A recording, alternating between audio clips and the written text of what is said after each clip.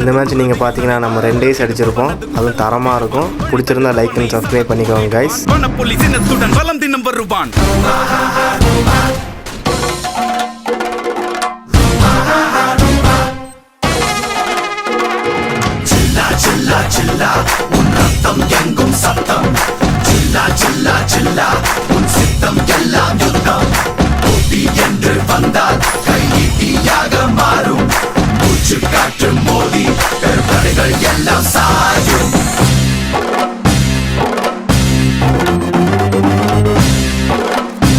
Bomb cook பண்ணி போய் நான் தான் எக்ஸ்பர்ட் ஆச்சு.